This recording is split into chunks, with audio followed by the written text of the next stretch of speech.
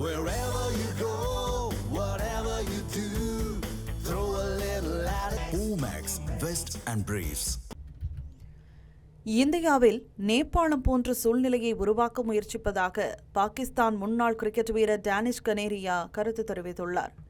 டெல்லி ஜந்தர் மந்தரில் நடைபெற்று வரும் மாணவர் போராட்டம் குறித்து பாகிஸ்தான் முன்னாள் சுழற்பந்து வீச்சாளர் டேனிஷ் கனேரியா பிரதமர் நரேந்திர மோடிக்கு ஆதரவாக கருத்து தெரிவித்துள்ளார்.